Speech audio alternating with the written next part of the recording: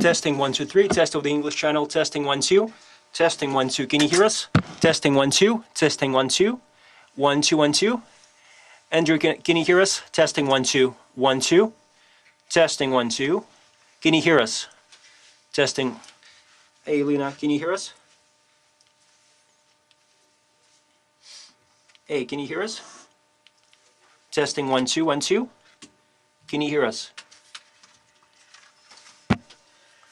All clear. Okay, so I'm getting a confirmation from CCC that it's clear. 1 2 1 2.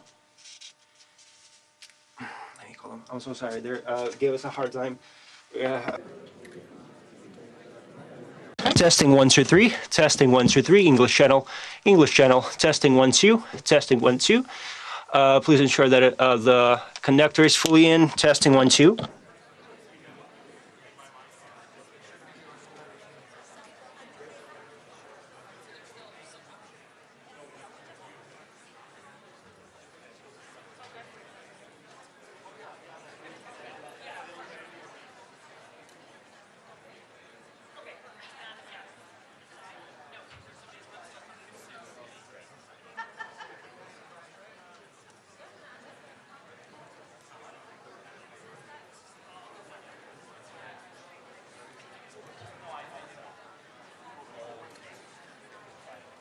Test 1 2 1 2. Test 1 2. Please give me a thumbs up if you can hear us. Testing 1 2 1 2. This is a test. Testing 1 2 1 2. Testing 1 2. Testing 1 2 3. Testing.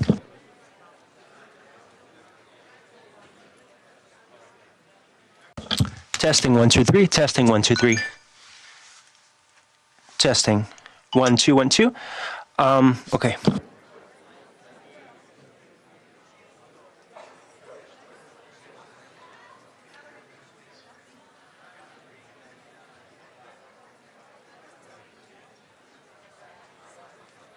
Testing 1 2 3. Testing 1 2 3. Testing 1 2 3. 1 2 3. Please flip through the channels. Testing 1 2 3. 1 2 3.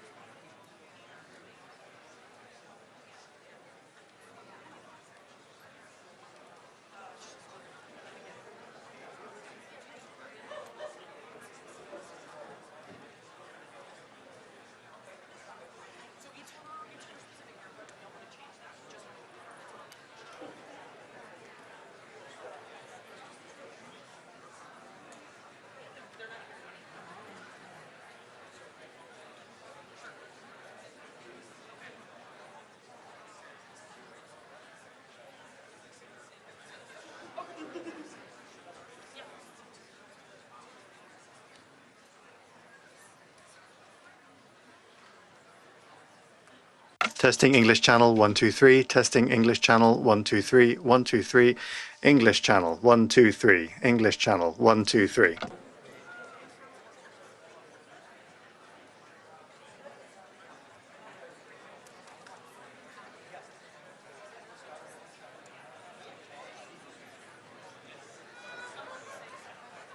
1, 2, 3, testing. 1, 2, 3, testing. English channel. 1, 2, 3, testing. Good.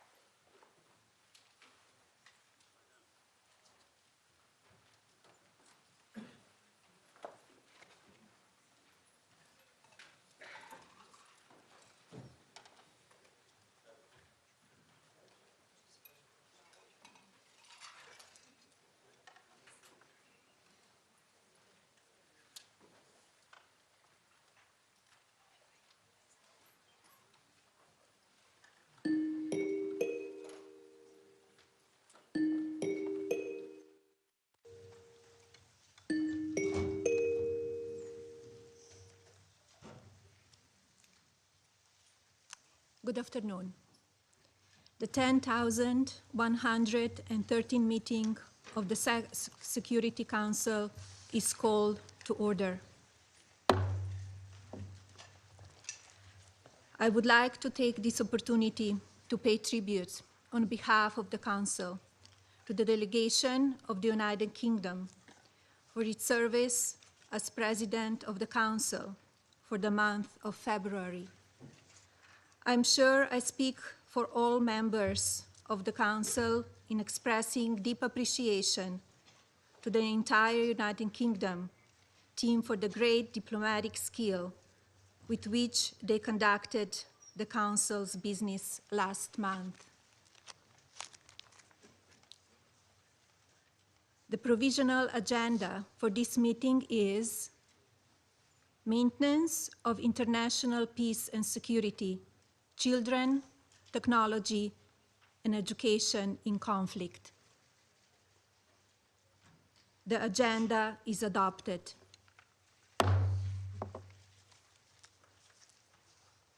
In accordance with the Rule 39 of the Council's Provisional Rules of Procedure, I invite Ms. Rosemary DiCarlo, Under-Secretary General of Political and Peace-Building Affairs, to participate in this meeting.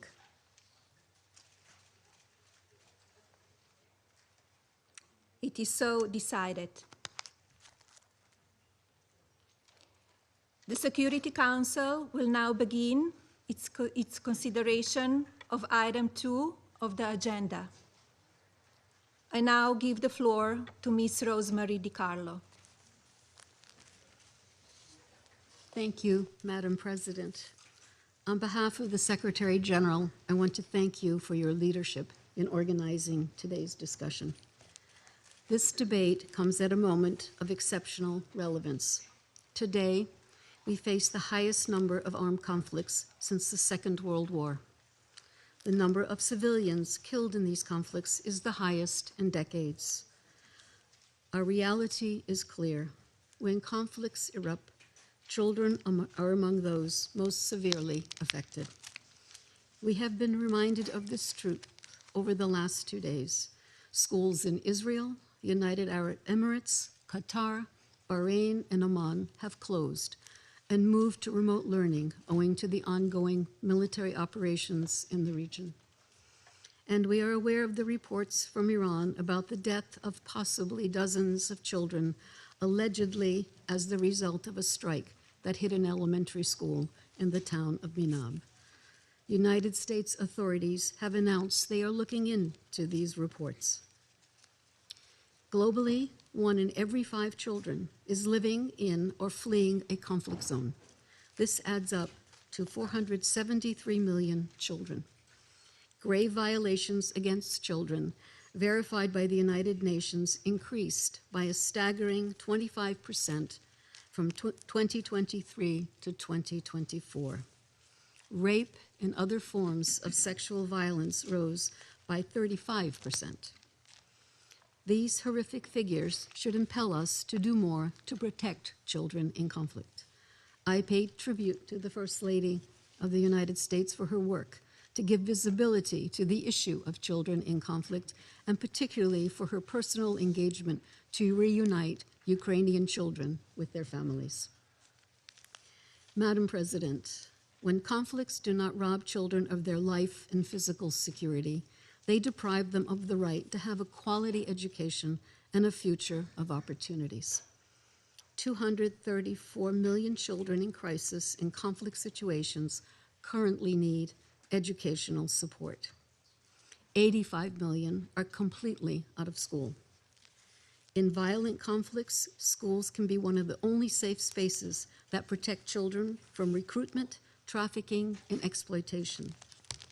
Schools can safeguard health and hygiene, provide psychosocial support, and connect families to essential services. Education in conflict zones is life-saving and life-sustaining. And yet schools, teachers, and education infrastructure continue to suffer violence. In 2024 alone, the United Nations verified a total of 2,374 attacks on schools and hospitals. Many more are unverified due to a lack of access. Most attacks in 2024 took place in Ukraine, Israel, the occupied Palestinian territory, and Haiti. In its resolution 2601, the Council urged all conflict parties to immediately cease attacks against schools, children, and teachers, and noted that such attacks are in contravention of international humanitarian law. It called on all parties to safeguard, protect, respect, and promote the right to education. The international legal framework is clear. We must act.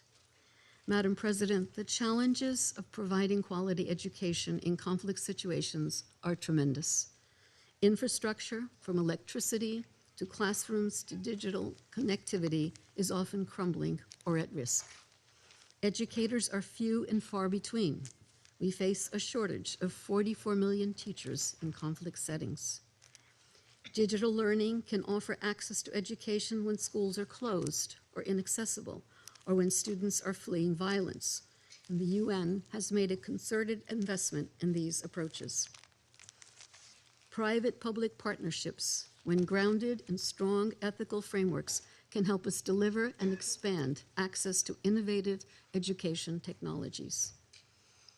For example, UNICEF's Learning Passport, developed in partnership with Microsoft, offers 10 million children in 47 countries a mobile learning platform where they can have continuous access to quality education.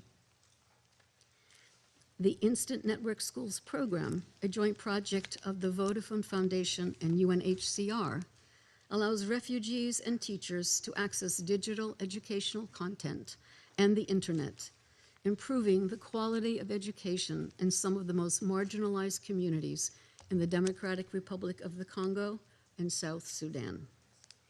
Technology allows education to reach the most vulnerable and those excluded from the formal educational system. In Afghanistan, to respond to the exclusion of 2.2 million girls from education, UNESCO is mobilizing digital technologies to bring learning directly into the homes and communities, reaching close to 9,000 school communities in the country. To ensure that opportunities provided by technology are realized, we must mitigate its risks. Children in conflict face heightened online threats, exploitation, trafficking, radicalization, digital recruitment into armed groups, and cyberbullying. Digital education must therefore actively promote child protection with risk assessments at every stage, from conception to deployment. We must strengthen legal and policy frameworks to protect the rights of the child in the digital space, in line with international human rights law. Technology companies have a particular role to play in providing safeguards to their users, especially children and young people. Unfortunately, funding for education in emergencies has dropped by 24%, even though needs are increasing. We call on member states to do more to meet funding gaps in education. Madam President, the most effective way to protect children from conflict is to prevent and end wars. Building peace is at the heart of what the United Nations does. We must all work together toward this goal. Thank you, Madam President. Thank you. I thank Ms. DiCarlo for her briefing. I shall now make a statement in my capacity as First Lady of the United States. First, my heartfelt condolences to the families who have lost their heroes, who sacrificed their lives for freedom. Their bravery and dedication will always be remembered. I extend my earnest wishes for a swift and smooth recovery to all those who have been injured. You are in my thoughts and prayers during these challenging times. The U.S. stands with all of the children throughout the world. I hope soon peace will be yours. Ambassador Waltz, I'm grateful for the distinguished honor to preside over the United Nations Security Council as the United States assumes its presidency. Undersecretary General DiCarlo, thank you for welcoming me here today. Your generosity reflects the dignity with which you hold your post. Thank you for your warm welcome, United Kingdom, France, Russian Federation, China, Greece, the Democratic Republic of Congo, Denmark, Panama, Liberia, Somalia, Colombia, Pakistan, Bahrain, and Latvia. Collectively, your mission to maintain security while upholding the responsibility of preventing conflict during times of both war and peace is significant, must be applied evenly, and should never be carried out lightly. Peace does not need to be fragile. Enduring peace will be achieved when knowledge and understanding are fully valued within all societies. The value placed on education by nations' leaders shape the core of their country's belief system. A nation that makes learning sacred protects its books, its language, its science, and its mathematics. It protects its future. This leads to something powerful, to greater understanding, moral reasoning, and tolerance of others. Peace. Children raised in a culture rooted in intelligence develop confidence, innovate, build, compete, and maintain a deep value system. Their knowledge fosters empathy for others, transcending geography, religion, race, gender, and even local norms. They become caring people. But children raised in culture rooted in ignorance are surrounded by disorder and sometimes even conflict. These societies are filled with rigid thinkers who embrace prejudice and shun human dignity. When a nation restricts thought, it restricts its own future.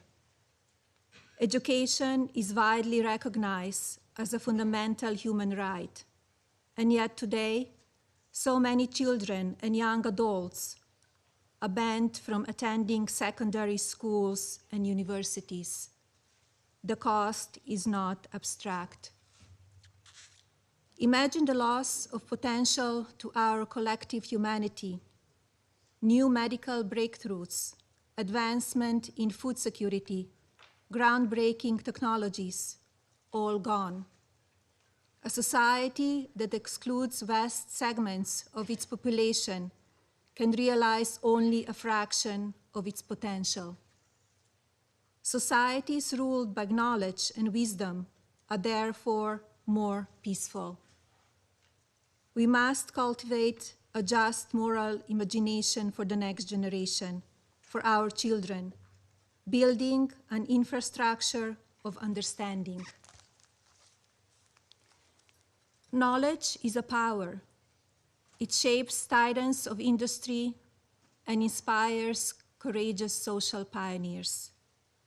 We must capture this positive energy and ignite it across continents to transform our world throughout our digitally connected human race. Intellect blossoms humanity's fundamental needs: shelter, food security, clean water, and healthcare. And predictably, almost all communities will have access to knowledge within our lifetimes. The global community must facilitate complete access to technology so that every individual can reach their full potential through education. We must strive to achieve connectivity in the most remote locations and the furthest distances from our cities. This objective is entirely feasible and is already on the way. Today, roughly 6 billion individuals, about 70% of people on planet Earth, have a mobile device and use the internet. If our nations band together, we can close the technological divide, empowering all to reach their full potential. From a solitary farmer on a remote Greek island to a quiet genius in Somalia or a dreamer in uptown Manhattan, anyone can read the vast treasury of human knowledge created over centuries, which is now codified and accessible through artificial intelligence. As a single digital nation state inevitable, perhaps this idea isn't so far-fetched, since digital currency and payment system via blockchain plus AI's massive factual database is already revolutionizing media and financial markets. We are in the age of imagination, a period where technology can be free and unrestricted by land borders. Indeed, now is the time for our generation to elevate our children above ideology through access to wisdom. AI is democratizing knowledge, which was once confined to university libraries. AI is creating a new reality for our children by distributing the traditional academic path to information. Today, almost anyone, anywhere can access a vast universe of data in the palm of their hand. Let's connect everyone to knowledge through AI, including those in the most remote geographic regions of our world. Look at what this truly means. In a matter of seconds, without travel, one can quickly learn about another's beliefs, religions, customs, and histories. We are open, and it is empowering. AI can provide us with an understanding of each other's needs and the needs of our children. AI is redefining who gets to participate in the global economy of ideas. I believe our shared intellect future will prove to be a more secure, harmonious, advanced civilization. The path to peace depends on us taking responsibility to empower our children through education and technology. Conflict arises from ignorance, but knowledge creates understanding, replacing fear with peace and unity. Security Council members, I encourage you to pledge to safeguard learning in our communities and promote access to heightened education for all. I implore you to build a future generation of leaders who embrace peace through education. Thank you. I resume my function as President of the Council. I give the floor to the representative of Greece. Thank you, Madam President. First Lady of the United States, Ms. Melania Trump, I would like to thank you for chairing this important meeting and for highlighting one of the most urgent challenges of our time: the growing intersection between children, technology, and education in situations of armed conflict. I would like also to thank USG DiCarlo for her, as always, valuable insights. Madam President, today, in armed conflict, millions of children are affected daily. Surrounded by violence and insecurity, children are also deprived of the right to education, i.e., of their own very future. When schools are attacked, used for military purposes, or destroyed, children lose not only a safe place to learn, but also a sense of stability, protection, and above all, a hope for a better tomorrow. Therefore, innovative solutions need to be found to mitigate the impact of safe education, disruption, and restore education as a protective framework and a space of effective learning. In an era increasingly shaped by cutting-edge technological progress, education, technology, and innovation can form a powerful nexus to improve learning outcomes, foster peace, strengthen resilience of societies, and protect children. Nevertheless, at the same time, technology can expose children to serious risks, especially in conflict situations. As children in armed conflict face increasing risk of online harm, including online recruitment, exploitation, and sexual abuse, the Security Council Children's and Armed Conflict Framework has a duty to remain attentive to these evolving dynamics. Digital dimensions of recruitment, exploitation, and incitement are directly relevant to the protection mandate of this Council. Monitoring and reporting mechanisms should, where appropriate, reflect these emerging risks. In order to facilitate effective teaching and learning everywhere and under any circumstances, a strategic shift needs to take place that will allow for an integrated digital transformation of educational systems. This transformation entails action-oriented national plans and policies, clearly articulated educational goals, and sustained funding. Our guiding principle should always be to ensure the rights and best interests of the child, as well as their protection from online harm. Madam President, colleagues, the risks entailed by the use of digital technology are universal, even in time of peace.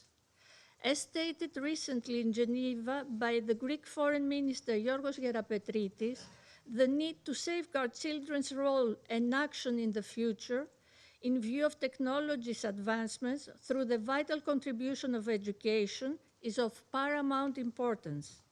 The digital environment as a public space must be safe, teaching children not just how to use technology, but crucially, how to protect themselves from it. In this endeavor, the potential of the private sector can also be utilized in collaboration with governments, civil society, and local communities, while adhering to relevant codes of conduct and human rights obligations. This partnership can contribute to the development of digital solutions of education that reflect a local reality and needs, ensure effective and flexible implementation, protect online safety, and help overcome barriers, including related to gender and disabilities. Madam President, the responsible use of technology and innovation can build bridges to safe education, dignity, and hope for children in armed conflict. It is our shared responsibility to ensure this access. Our ultimate objective is to cultivate a genuine global human rights culture by nurturing empathy in the next generation. If we can instill in a child the profound belief that human dignity is non-negotiable, that child will inevitably become a leader who champions peace. Ultimately, this deeply rooted culture is our most powerful defense against turmoil and armed conflict. Our engagement in the education of children is an investment in peace, and Greece, also through its work in the CAC Working Group, will remain at the forefront of this discussion. I thank you. I thank the representative of Greece for the statement. Thank you. I give the floor to the representative of France. Merci, Madame la Présidente. Thank you, Madam President. Madam President, First Lady of the United States, allow me to thank you, to wish you a welcome, and to assure the United States of our support on the beginning of their presidency of the Security Council and to commend their decision to devote this first event to children in armed conflict from the perspective of technology. France reaffirms its constant commitment to the protection of children and for the full respect of their fundamental rights, including in the digital space. And in this regard, we commend your personal efforts as First Lady with the launch of the Fostering the Future initiative, as well as the adoption of the Take It Down Act against the non-consensual circulation of personal images that all too often children fall victim to. France also would like to thank you for your mediation role that contributed to the return of several Ukrainian children that were forcibly transferred or deported to Russia. We thank the Undersecretary General, Ms. Rosemary DiCarlo, for her edifying briefing. Madam President, the subject that brings us here today is at the heart of the work of the Security Council, and it requires greater coordination around the three pillars of our organization. First of all, this council must act to prevent and put an end to the use of new technologies against international peace and security. The malicious use of digital technologies is on the rise. It is increasing violence in armed conflict, and children are the primary victims of that. In Ukraine, the massive and repeated Russian drone attacks are killing, injuring, and also having a profound impact on the daily lives of children.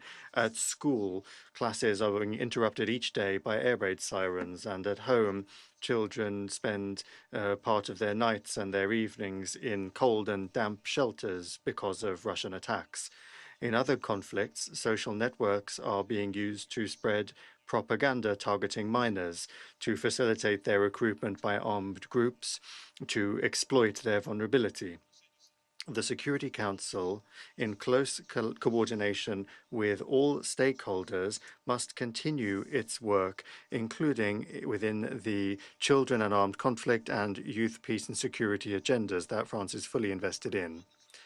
By bolstering child protection capacities in peacekeeping operations and special political missions, and in supporting the monitoring and reporting mechanism established by Resolution 1612 of 2005, the Council supports the gathering of information on the grave violations committed against children in armed conflict zones. This is an essential tool for strengthening prevention and combating impunity.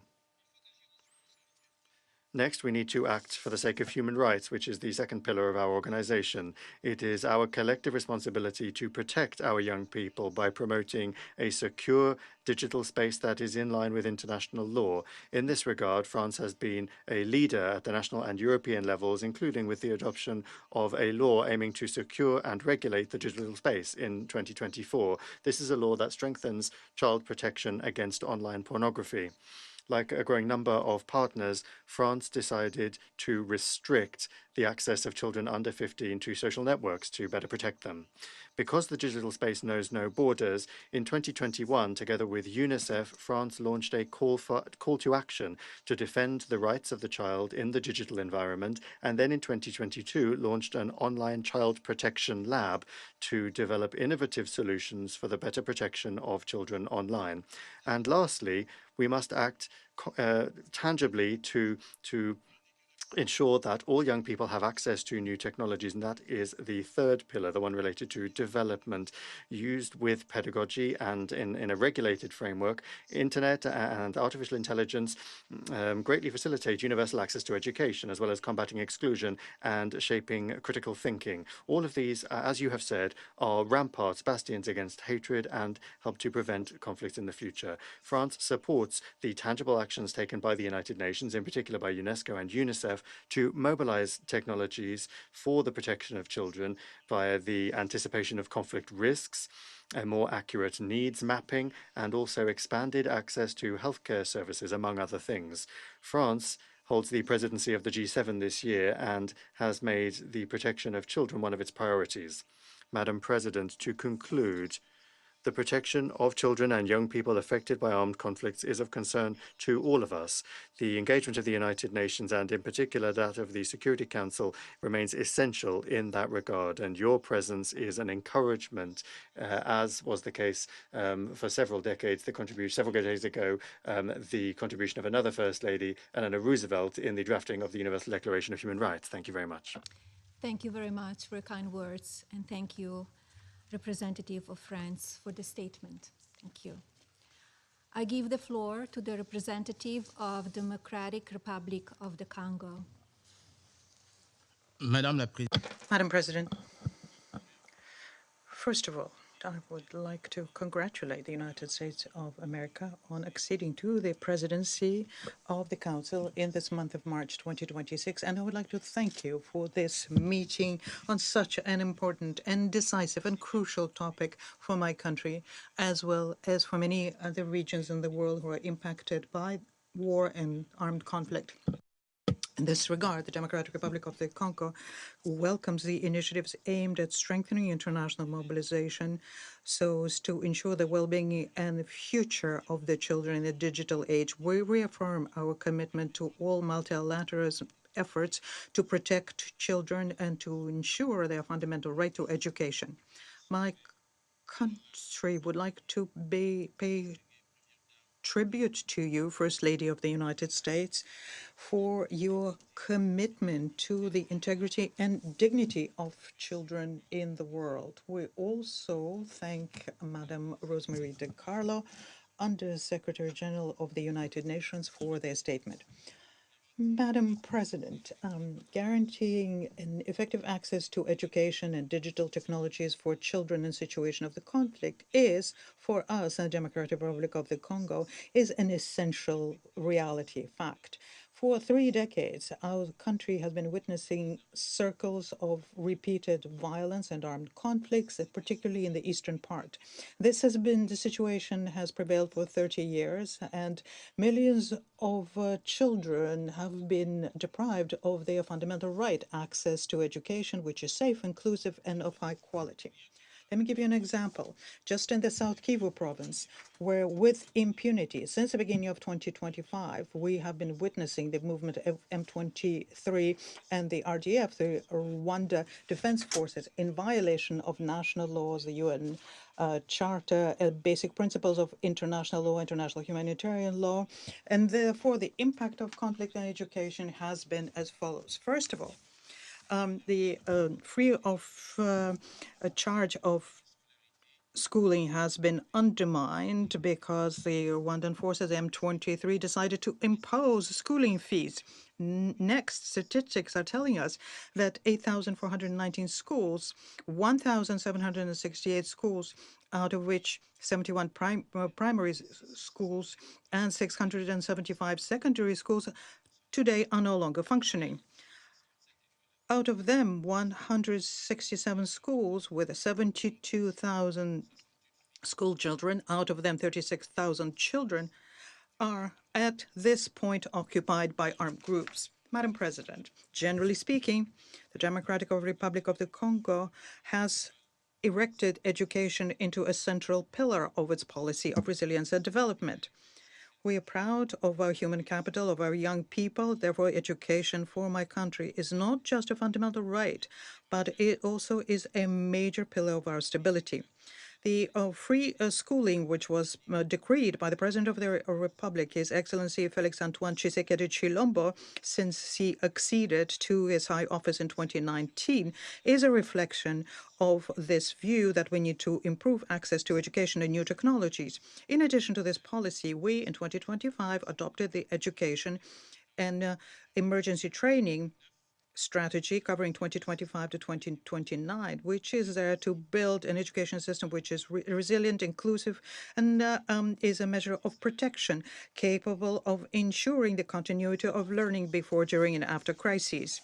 This strategy is accompanied by the commitment of the DRC to reduce the digital gap, which is particularly impacting those areas which are in conflict. Madam President, using digital technologies today is an essential means of mitigating the effect of conflicts of education. Digital platforms, mobile devices, remote learning tools can maintain a learning tool for those children which are internally displaced, those who live in enclaves or in displaced camps. Similarly, the advances of artificial intelligence can also help with education. They can accompany pedagogical efforts and provide psychosocial support to those children who are victims of trauma. Madam President, the Democratic Republic of the Congo is convinced that the respect and the protection of the human rights, in particular the rights of children, of the international humanitarian law, must remain at the heart of all strategies that we are implementing, and this we're implementing to ensure peace and security in the world. We have to work together to make sure that these dimensions, very frequently lost in approach, analysis, and evaluation of conflict, take pride of place. And that is why the Democratic Republic of the Congo calls for a strengthened international support for the development of digital infrastructures in fragile and post-conflict areas, for responsible partnership with the private sector, partnership based on transparency and accountability.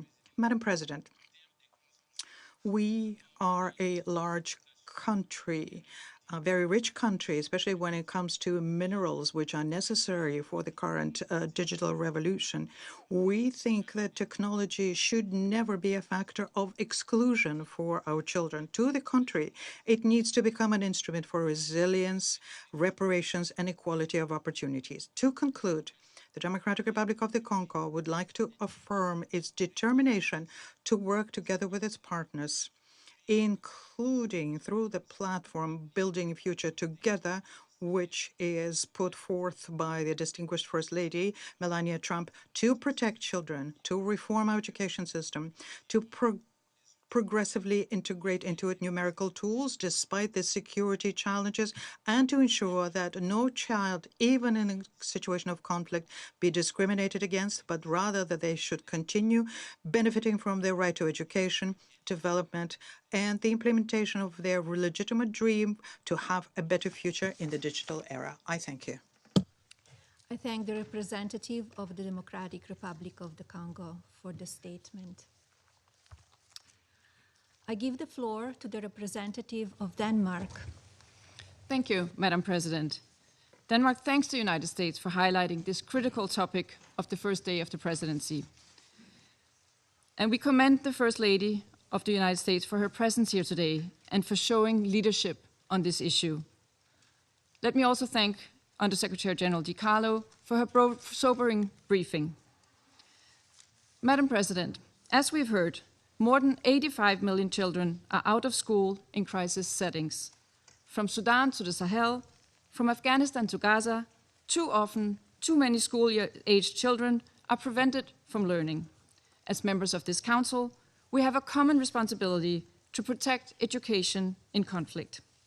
I commend the efforts by the United Nations in this regard, notably UNICEF, UNESCO, and the Office of the Special Representative of the Secretary General for Children and Armed Conflict.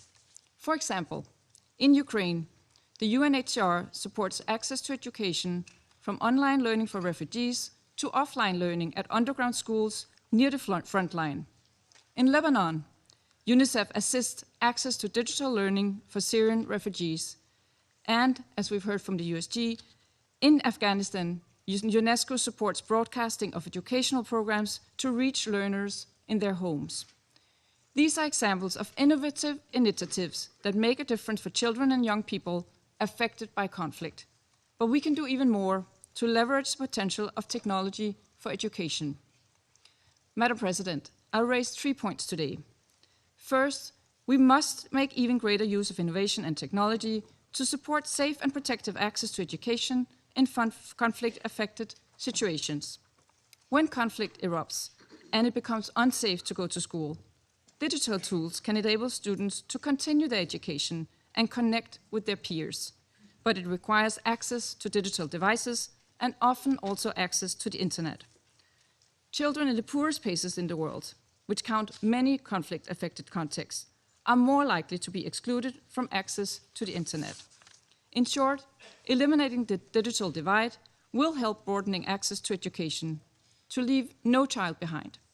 We must keep this in mind as we seek to protect education during armed conflict in accordance with Security Council Resolution 2601. Second, Madam President, the digital space does not come risk-free. We know that it brings risks for children's safety. In context of conflict and instability, these risks can take many forms. Online platforms can be used to spread disinformation, and manipulated content could fuel polarization, instability, or lead to radicalization. Young peace builders could be targeted. Young human rights defenders may face reprisals or threats, both on and offline. Young women and girls may be targeted by technology-facilitated gender-based violence. Member states, along with tech companies, must prioritize protection in the digital space.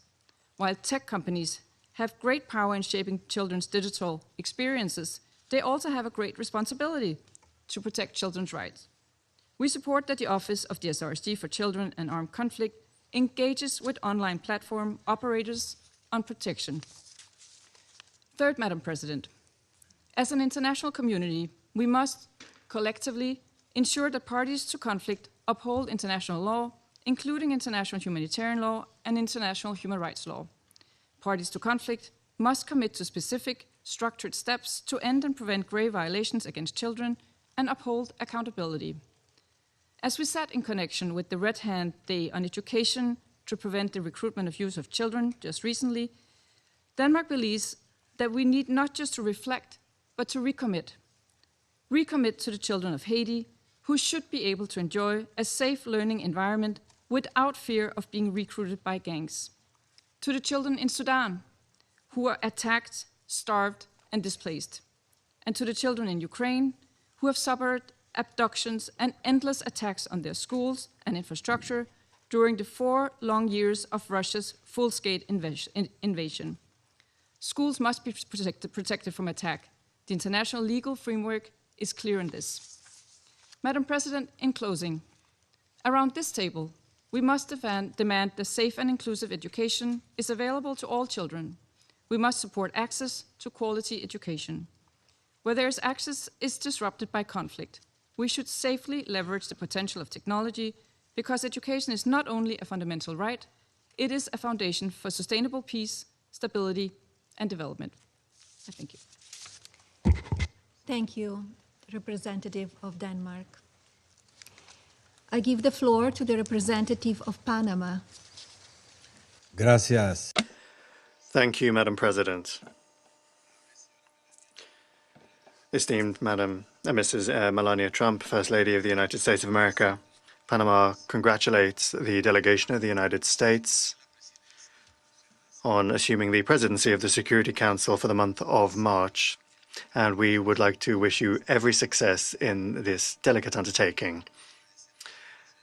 We would also like to thank Ms. Rosemary DiCarlo for her briefing and the U.S. delegation for convening this timely debate on the role of technology in guaranteeing access to education for children affected by armed conflict. This is a vision that is fully aligned with the priority agenda of the U.S. First Lady as part of the Fostering the Future Together initiative. And by happy coincidence, just a few days ago, we had the privilege of convening an area formula meeting to mark the International Day of the Red Hand, focused specifically on promoting safe, inclusive, and continual education as a tool for preventing the recruitment and use of children in armed conflict. That conversation left us with one clear conviction, and that is that education is not only a right, it is also a tool, a valuable tool for prevention. When a child remains connected, plugged into their education process, be it in the classroom or through digital technologies, it significantly reduces their exposure to recruitment, exploitation, or manipulation. Today, millions of children continue to see their education interrupted due to attacks on schools, forced displacement, and the militarization of the civilian environment. In this context, technology has gone from being a supplementary tool to become a lifesaver. Open platforms, remote learning, content broadcast over radio or television, and AI-supported solutions, when they are used responsibly, are useful in order to maintain the continuity of learning in some of the most complex environments in the world.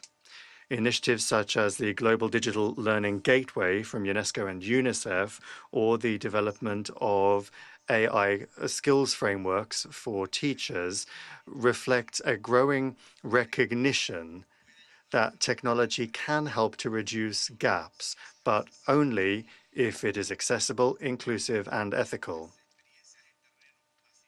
Experiences in the field confirm this. In Ukraine, according to data verified by UNICEF, the conflict has affected thousands of educational facilities, forcing more than 1 million students to depend today on hybrid or remote learning modalities in order to continue their education. The distribution of digital devices and teacher training has shown that connectivity combined with proper training can support education systems even when under fire. In Afghanistan, where more than 2 million girls remain excluded from secondary education, the use of digital community hubs and education programs over radio and television has made it possible to bring learning into the home, thus reducing risks and maintaining support networks. In Gaza, where a large part of the education system has been devastated, the launching of a virtual campus by UNESCO for higher education has offered thousands of students an opportunity to continue their studies from outside the conflict zone. In recent days, children in various countries in the Middle East have had to make use of virtual educational platforms because their education has been affected by the impacts of another armed conflict. Madam President, this experience demonstrates the potential of technology as a tool for resilience. However, we have to recognize that the digital space is not neutral. Those same platforms that facilitate learning can also expose children, particularly those that are already experiencing trauma, to the risk of exploitation, radicalization, misinformation, or online violence. According to UNESCO data, 1 in 3 students around the world suffers school bullying. That is a reality that not only persists, but it may also grow worse in digital environments, which substantially take place in contexts of displacement and vulnerability. Therefore, Madam President, Panama would like to underscore a few fundamental principles. Technology must be a supplement to, but it cannot nor should it replace in-person education. Schools continue to be essential spaces for the comprehensive development of, protection of, and the recovery of children.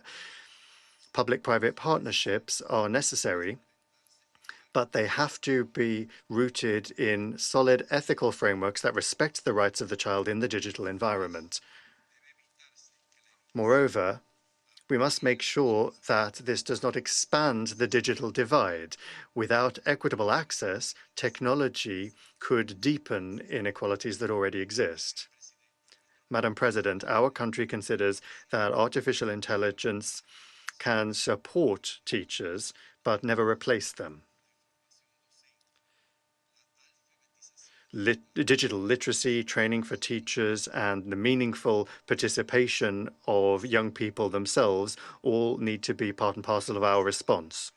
Guaranteeing the continuity of education in conflict situations is not just a development issue, because depriving a generation of education, at the end of the day, means sowing the seeds of future crises. And in that regard, we reaffirm that safe, secure, inclusive, and equitable access to education, including its digital dimension, is an inalienable part of the protection of children in armed conflicts. Thank you very much.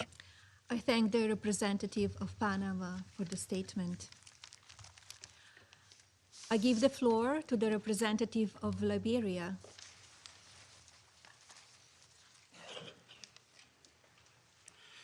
Liberia thanks you, Madam First Lady, for bringing your important voice and distinguished office to the issues of children in conflict and their much-needed access to education and technology. We also thank the United Kingdom for its effective stewardship of the Security Council during the month of February, and USG DiCarlo for her instructive briefing. We warmly welcome the United States as it assumes the presidency for March, and thank the United States delegation for convening this timely meeting.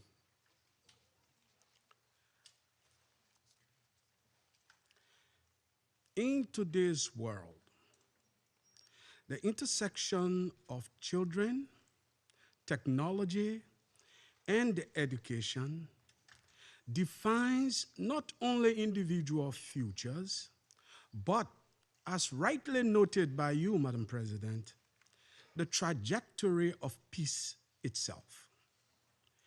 In conflict settings, when classrooms fall silent and connectivity is severed, the loss is not only educational, it is generational.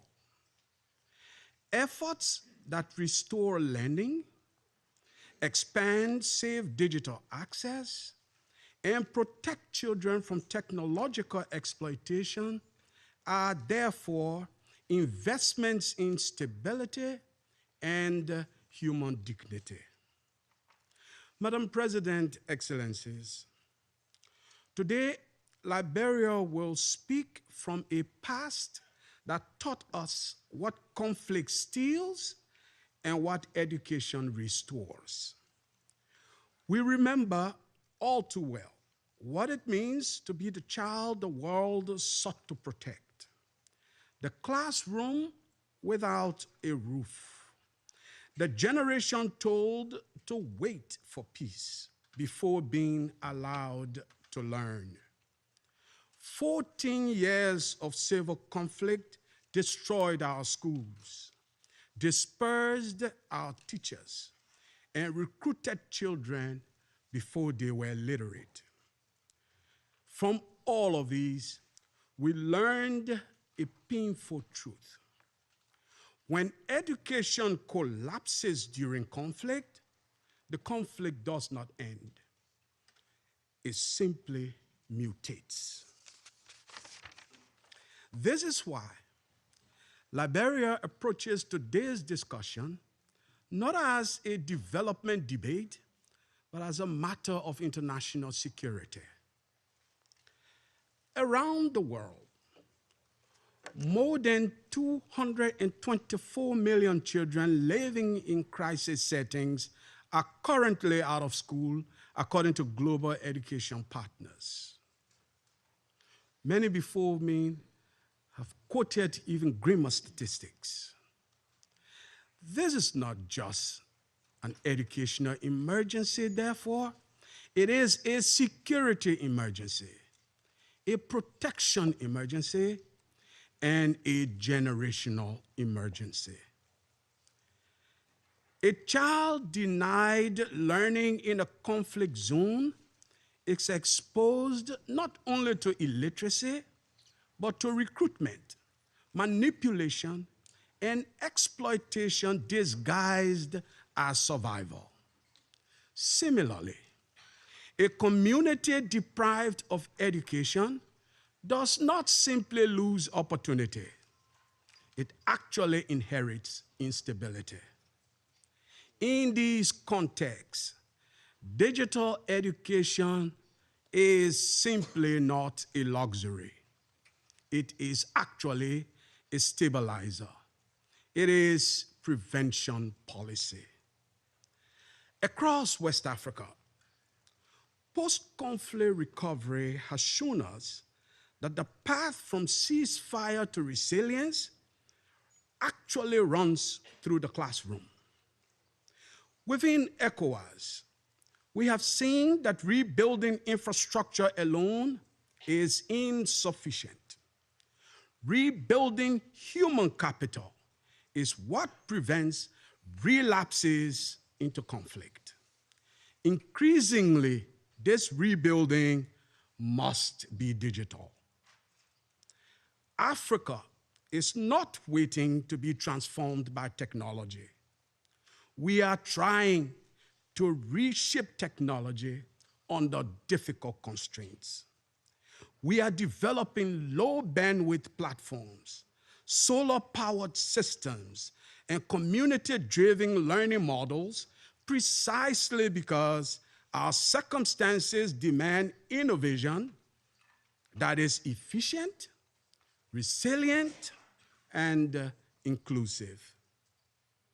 In my home country, Liberia, when national emergencies halted schooling, community radio delivered lessons across counties, while solar-powered learning centers reached communities far beyond the grid. Children shared devices, but more importantly, they shared knowledge.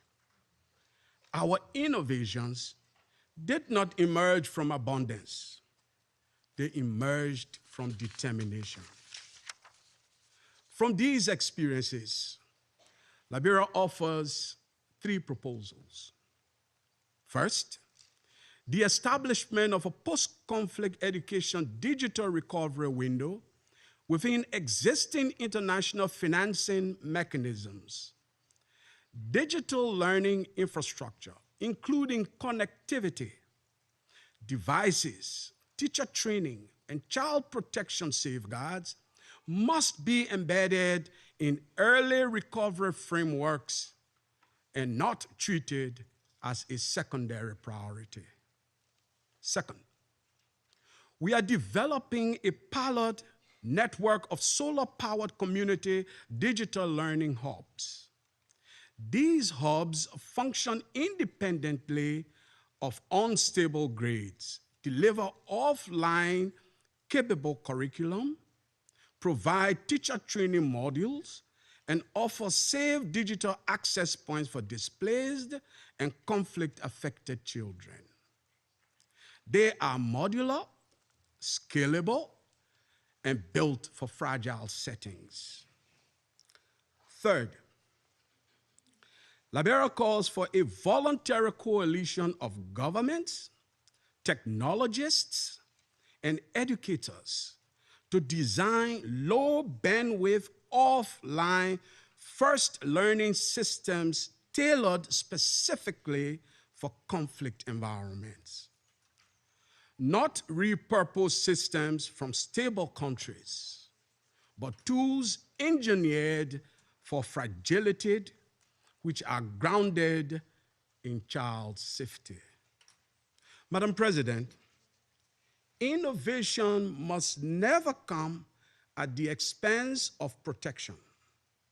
We therefore support the development of standardized safeguards for all artificial intelligence tools used in humanitarian and emergency settings.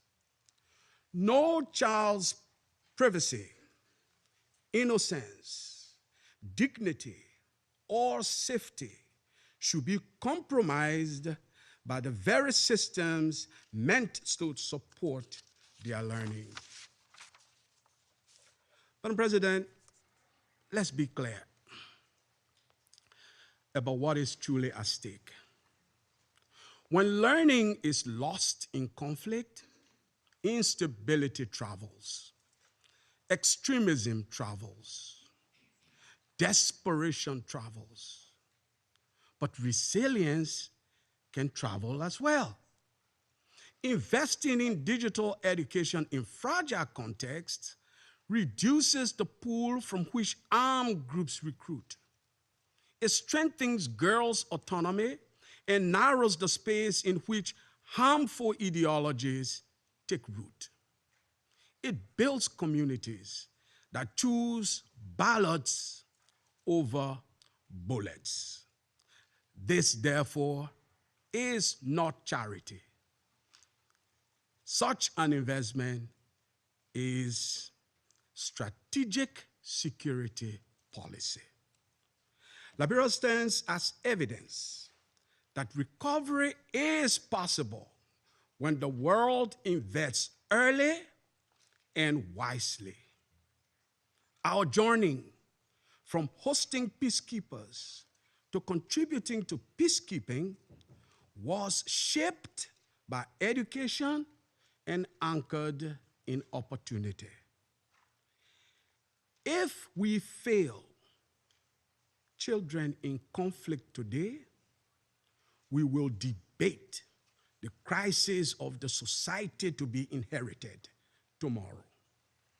But if we connect our children, if we power their classrooms with sunlight, if we equip them with safe digital tools, if we treat connectivity as protective infrastructure, we can change the trajectories of conflict and the trajectory of their lives. We can change recruitment patterns. We can change vulnerabilities. Certainly, we can change the inheritance that many of our children have of growing up in violence. Let us therefore commit to funding digital recovery as an integral component of peace building. Let us design technology even for the hardest to reach places, and not only for the most profitable markets. And let us ensure that the child in a village, once scarred by war, inherits not only peace, but a future. I thank you for your kind attention. I thank the representative of Liberia for the statement. I give the floor to the representative of United Kingdom. Thank you, Madam President. Let me begin by welcoming you, First Lady, to the Security Council and thanking you for your leadership on this important issue. I also congratulate the United States on assuming the presidency of the Council for the month of March. You have our full support. And I thank Under-Secretary General De Carlo for briefing us today. I will make 3 points. First, protecting children's right to safe, inclusive, quality education is critical. And yet, around the world, education systems are collapsing in conditions of conflict. In Gaza, 97% of schools have been damaged or destroyed, and over 650,000 children have been out of school for over 2 years. In Sudan, 1 in 3 schools has been damaged or destroyed, and 8 million children are out of school.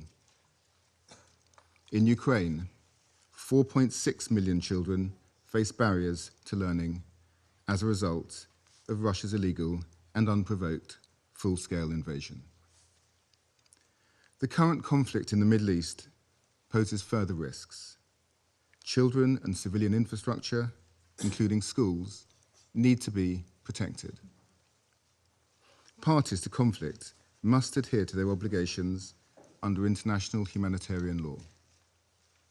The United Kingdom supports the implementation of the Safe Schools Declaration and urges other member states to commit to it. We are also proud to support global efforts to safeguard children's education in crises, including through our support for UNICEF and the Global Partnership for Education. Second, emerging technologies can play a transformative role in sustaining learning for children impacted by conflict and displacement. While not a substitute for in-person schooling, digital tools, remote learning platforms, and AI-supported systems can help children keep learning when classrooms are destroyed or inaccessible, and to access psychosocial support. But we also need to manage the risks of technology for children in conflict. For example, in Colombia, armed groups are increasingly using online platforms to recruit children. The United Kingdom is committed to ensuring accountability for grave violations against children in conflict, including through our support for the UN monitoring and reporting mechanism. Technology companies and governments also have a key role to play in strengthening safeguards against such risks. Third, Madam President, conflict disproportionately impacts girls' education. Girls are more likely to be out of school than boys in conflict settings. And as a result, they face heightened risks, including risks of exploitation, child marriage, trafficking, and sexual and gender-based violence. The United Kingdom is proud to support girls' education in crises, including over 7 million supported through the Education Cannot Wait Fund. And we call on the private sector, working with governments and civil society, to ensure technology meets the particular needs of girls whose education is impacted by conflict. I thank you. Thank you, Representative of United Kingdom, for your statement. I would like to give the floor to Representative of China. Thank you, Madam President. I welcome your presence, First Lady Melania Trump, as well as your presiding over today's meeting. I thank Under Secretary General DiCarlo for her briefing. Children are the most vulnerable group in armed conflict and require the most protection. Incessant conflicts around the world today have led to rising cases of violation against children in recent years, which China finds deeply disturbing. The denial of children's right to education due to conflict not only affects the healthy development of children themselves, but also erodes the foundation of national stability and undermines development. The international community must give priority attention to this issue, build consensus, and work together to improve access to education for children in conflict zones. I would like to make 4 points. First, strengthening child protection is the top priority. China strongly condemns all attacks that target children and urges all parties to conflicts to fulfill their obligations under international humanitarian law, protect children from the scourge of war, and uphold the most basic principles of human conscience.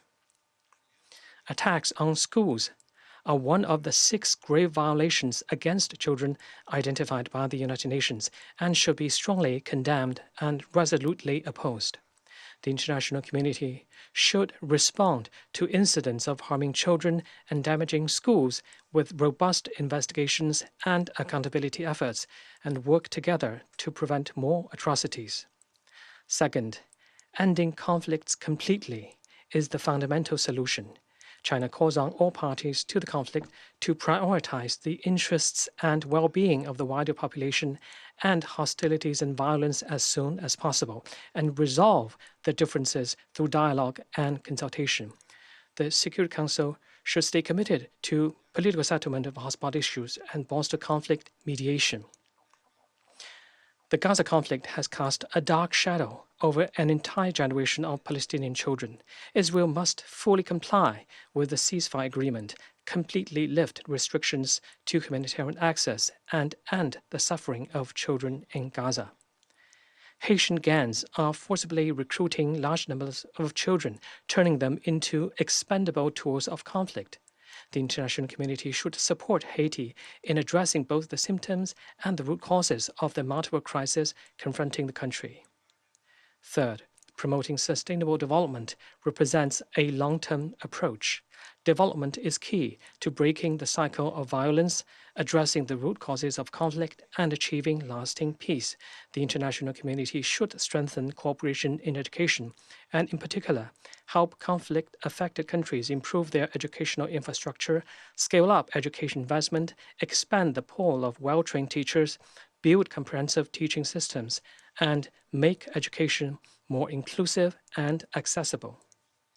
China supports the close coordination and cooperation among UN humanitarian and development entities to accelerate the implementation of the Sustainable Development Agenda relating to children and education, and to effectively promote and protect children's rights through development.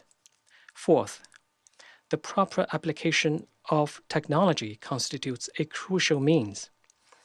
Technologies such as remote teaching, online platforms, satellite networks, and mobile terminals can break through the spatial and temporal boundaries of traditional classrooms, making knowledge literally available at fingertips, and significantly empowering children's education during conflicts.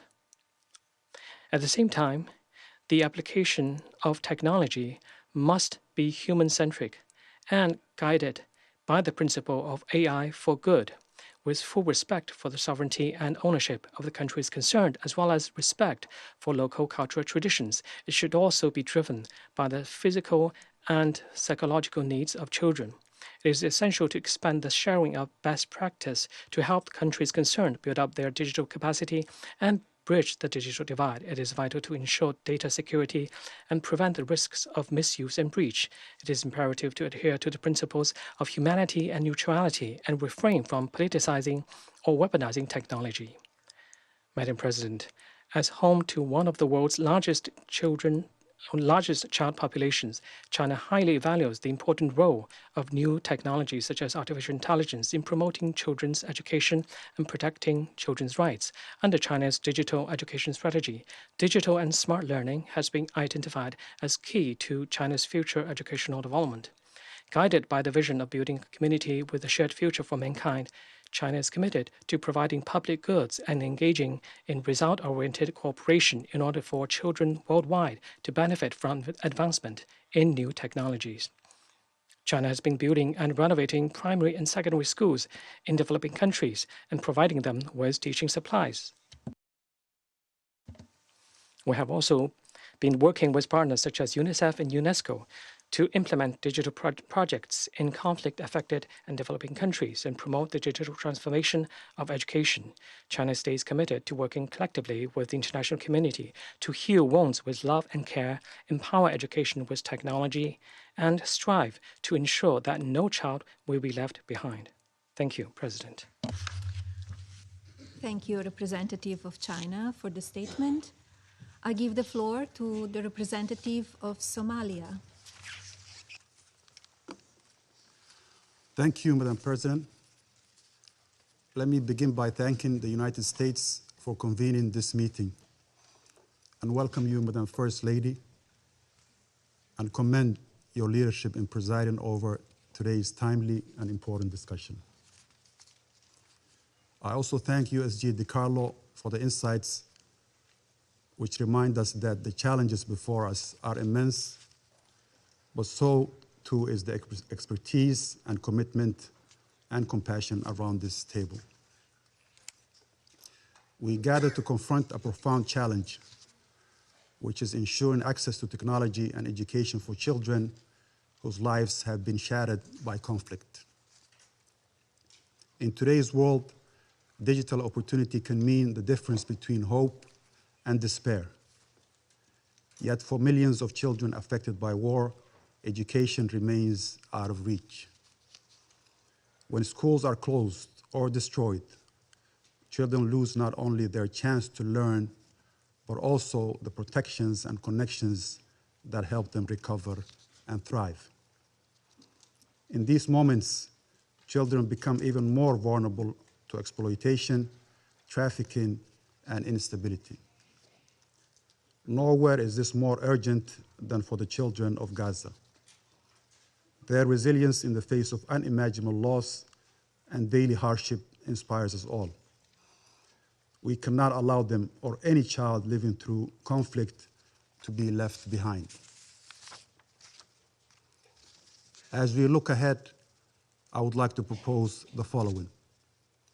First, we must recognize technology as a lifeline for children in crisis. Even when disaster shuts down traditional classrooms, digital tools can keep education alive. Advances in artificial intelligence and robotics are transforming how children learn, equipping them for a fast-changing world. Yet with this promise comes responsibility. The very tools that open doors must not expose children to new dangers. We must build safeguards, educate families and teachers, and remain vigilant against those who would use technology to harm. Second, we must make the protection of schools and learning spaces an absolute priority as reaffirmed by United Nations Security Council Resolution 2601. Schools must be safe havens and never be targeted. Attacks on educational facilities rob children of their right to learn and strip communities of hope and stability. We must reaffirm our commitment to upholding international law and ensuring that schools, teachers, and students are protected at all times, especially in conflict zones like Gaza, where more than 97% of schools have been damaged or destroyed, and 91.8% of all education facilities will require either full reconstruction or major rehabilitation to become functional again. Third, we must close the digital divide with creative context-appropriate solutions. For millions, barriers like lack of devices, electricity, or internet are real, and nowhere is this more urgent than for the developing world, in particular in our continent, Africa. By working with technology innovators, educators, and local communities, we can tailor solutions to reach even the hardest impacted children. As we strive to deliver education and opportunity amid crises, we must also address the root causes of conflict, such as inequality, marginalization, and underdevelopment. The best protection for children is to prevent conflict from erupting in the first place. Addressing the drivers of violence and instability through diplomacy, sustainable development, and respect for human rights remain our most powerful tool to safeguard children's futures. Law can uphold perpetrators to account, but itself it cannot prevent conflicts. True safety and protection of children is built on teaching the values of nurturing, care, and empathy in every society, while building communities committed to dignity, inclusion, and peace. In conclusion, Madam President, my delegation is committed to working together to make the digital era a source of hope and possibility for every child. With commitment to conflict prevention and responsible use of technology, even in the darkest circumstances, we can ensure no child is left behind. I thank you. Thank you, Representative of Somalia, for the statement. I give the floor to Representative of Colombia. Gracias. Thank you, Madam President. Allow me to begin with Special greetings for the First Lady of the United States, Mrs. Melania Trump, and I would like to recognize her leadership in promoting initiatives targeting the well-being of children, which is a subject of shared interest. I would also like to thank Ms. Rosemary DiCarlo for her valuable briefing. Colombia recognizes the potential of digital transformation for new generations. In conflict situations where schools have been destroyed, are inaccessible, or aren't able to provide safe, secure conditions, technology can help guarantee access to education and the continuity of education, facilitating the provision of essential services such as psychosocial support, and also help to expand the availability of good quality information, especially in marginalized populations and populations that are facing multiple and intersecting forms of discrimination. However, access alone is not enough. A truly inclusive digital transformation has to close the gaps that exist between countries and also within countries.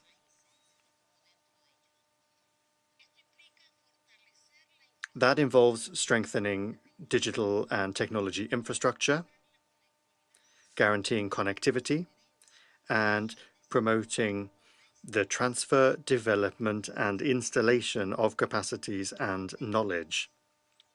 In contexts such as Haiti or Palestine, the destruction or limited availability of basic infrastructure, including digital connectivity, also affects the ability of humanitarian actors and agencies of the United Nations to guarantee the continuity of education and of fundamental services for children affected by conflict.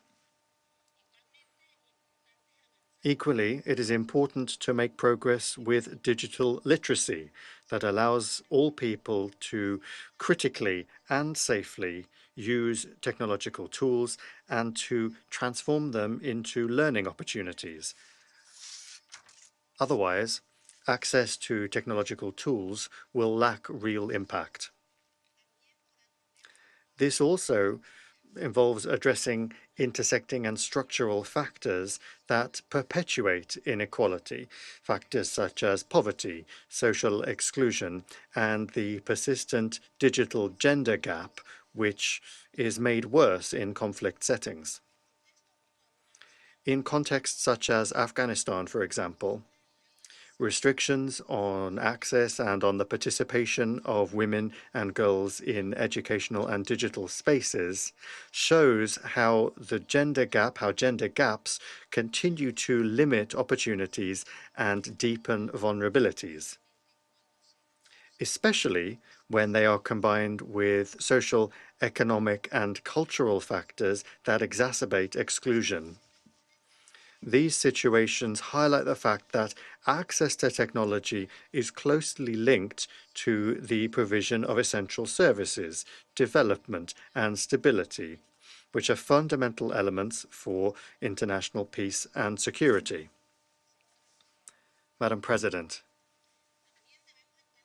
we must also understand that the digital environment has become a new space of vulnerability for children and young people. Armed groups and criminal networks are increasingly frequently using digital platforms to recruit, manipulate, and exploit minors. This is compounded by phenomena such as the dissemination of hate speech and disinformation, which could exacerbate violence and increase risks for children, with a particular impact on girls that are exposed to digital gender-based violence. This requires cooperation with the technology sector, as well as effective prevention and response mechanisms and a human rights-based approach. Moreover, the accelerated development of artificial intelligence provides new opportunities, but also poses risks that we cannot ignore. Artificial intelligence can